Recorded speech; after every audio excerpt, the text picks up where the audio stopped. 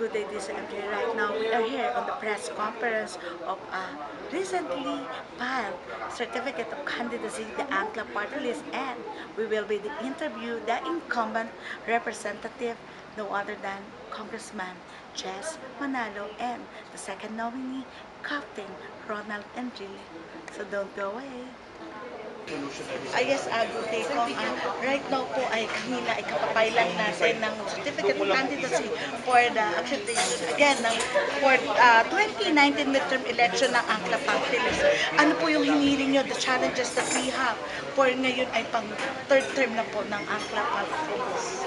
Well, ang unang-unang hinihiling ko dahil pa third term na kami is mapagbigyan kaming tapusin ng mga pending bills and legislation namin para matulungan natin ang mga seafarers. Isa dyan is gusto kong talagang ma-decentralize na ang mga examination sa mga COPs, Certificate of Proficiency, Certificate of Competency, ng mga seafarers sa mga kanya-kanyang lugar. Kaya kailangan natin ng more structure, not only doon sa inumpisan ko sa Cebu, Iloilo, Bacolod at dito sa Manila, kundi other regions like sa Mindanao, sa Davao, Cagayan de Oro, dito sa North, sa La Union, para ang mga seafarers natin hindi na masyadong magbebiyahe kung saan-saan para makapag-isa. So, it's a regional na po. Ang pangalawa is sana dahil meron tayong mga pending bill na may promote natin ang maritime safety, modernization ng ating domestic shipping, na talagang ang kanilang mga vapor ay nagko-comply sa ating mga regulasyon. Ituloy nila ang mga ginagawa nilang mga reforma para talagang gumanda ang ating shipping industry. Kasi we can only connect our islands not by bridges but by boats. So kung tama ang ating mga vapor, nakaka-connect tayo. Opo, akong kanina po ay first time lang namin na batid na wala pa tayong ambassador at very exciting news to the effort of ANGKLA party list ay magkakaroon tayo ng first ambassador sa IMO.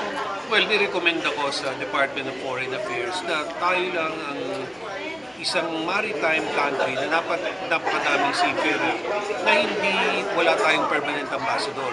Ang ambassador natin doon is ang ambassador ng taga-UK, hindi niya full-time yan. Kaya it's about time, just like any countries, Korea, Japan, Panama, Great Britain, and other countries, merong sariling ambassador.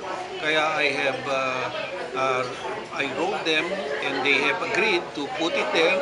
So ang pinaglalaban nilang is mabudgetan ito para by next year magkaroon tayo ng permanent ambassador na may sariling pondo sa IMO, which is the United Nations of the Maritime Organization or Shipping in the World.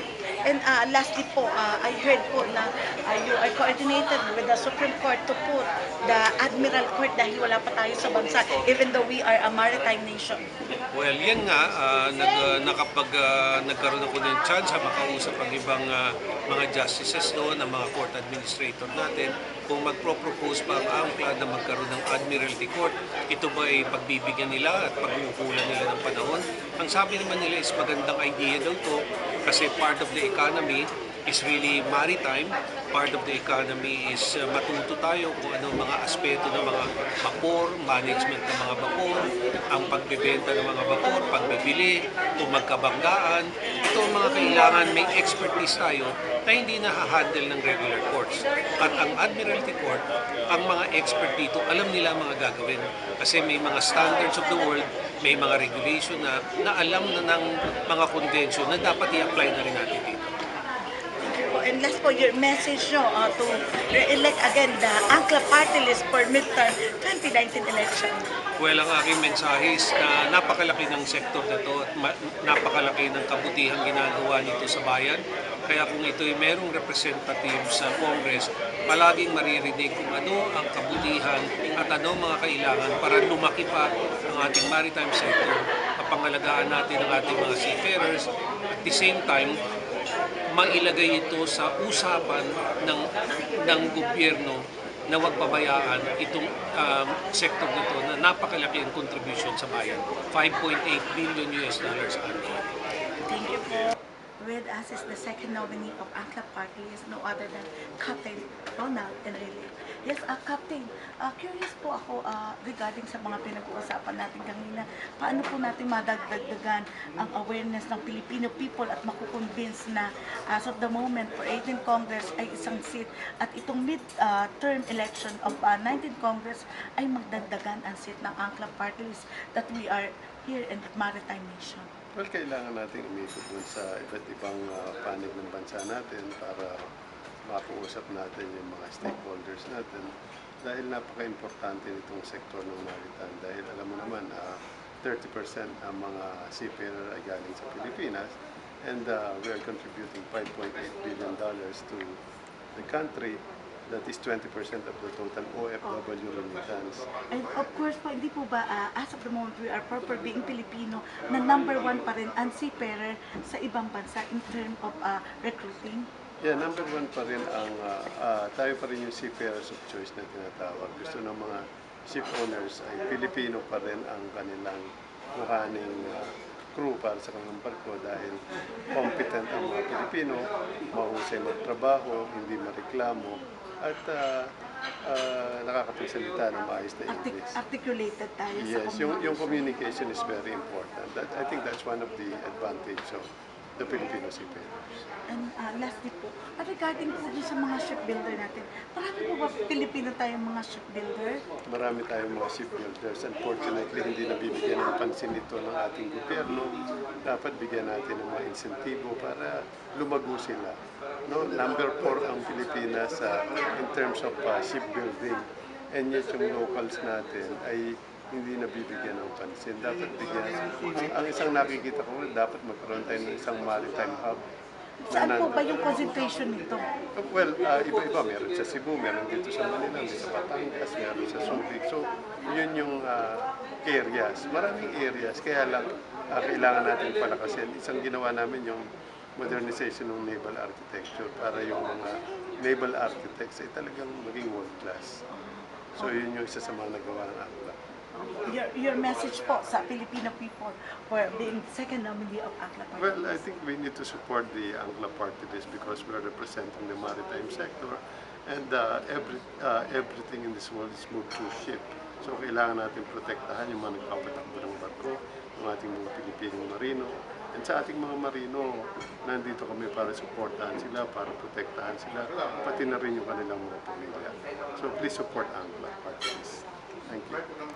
We've just heard the voice of maritime through ANGKLA Party list, and we have learned a very fruitful information regarding our country, archipelago, and don't forget to vote on this coming election, the ANGKLA Party list, and to help support our country because we are in maritime nation. This is ANGKLA on DZMJ Online, makabuluhan, journalism. Should be sustained now to execution.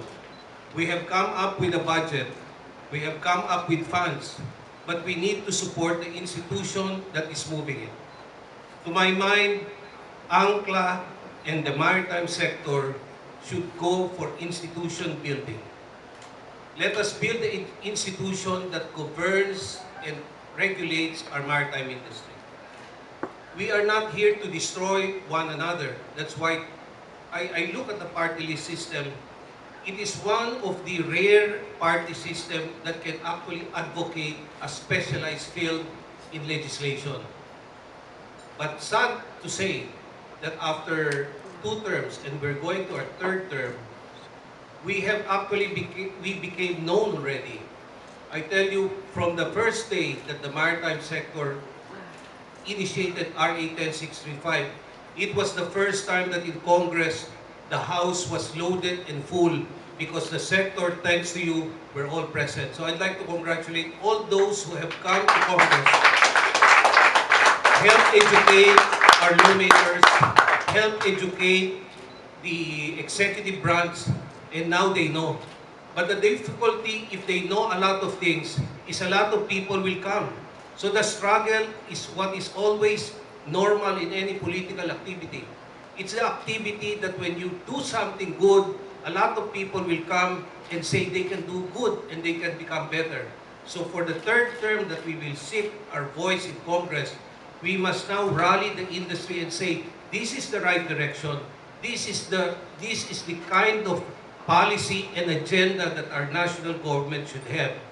When I spoke about agenda in government and a voice when we were running, very few people understand that we need to be present in Congress so that we can be heard and educate people to what we do. It starts with little things of the seafarers. The seafarers travel every 4 to 6 months. They come back here and deploy. And the first thing I encountered, how come the passports of these people had to be renewed every 5 years? So I had to initiate, and I said, other countries have 10-year passports, duration. Now, why are we insisting that there should only be 5? And from the sector, I heard that the pages of the number of pages in a passport consists of very few, although it was extended. Common sense dictates that as you increase the number of years of its lifespan, the number of pages must also increase. So that is what the maritime sector is doing. You don't realize that we are now the voice really that is heard in Congress. I'd like to really move towards what we have achieved even on a small or the bigger scale of things. When Captain Enrile mentioned that the Department of Transportation do not have its own building, that is true. Because nobody works for the Department of Transportation in Congress. But Marina has its own building there in Ross Boulevard, worth 400 million, having their own regional offices. Why? Because the maritime sector has representation in Congress. I fight for the budget. The budget of Marina to improve the working conditions have been increased when I first became a congressman from 600 million now to 1.2 billion. And they see, the administrators see that when his budget was last, I went to Congress and argued and I said, if there are budgets for airports in a place far away that have no population, while the seafarers contribute 5.8 billion US dollars to our economy, how come you cannot give us back the 200 that you lost? And they gave it back. So if you know how to argue, and if you know how to bring them to their senses, then the maritime sector will continue to grow. In the last budget hearing, I said, it's about time that we put people in the IMO. And we cannot close our eyes that we don't have a special ambassador there because of lack of budget. For a measly 87 million pesos, the contribution is billions of dollars. The Department of Foreign Affairs must put a budget and put an ambassador there so that we could learn what's happening in the international global community so we can get the knowledge and the information for us to drive our country to what it should be when it comes to the maritime. They refused, so I stood up.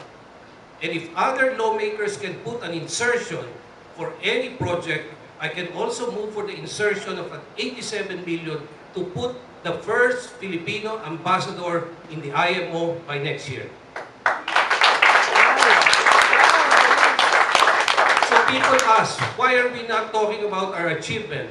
Because I always tell those who are close to me, if we will keep on talking about our achievement, we will not be able to do what we're supposed to do.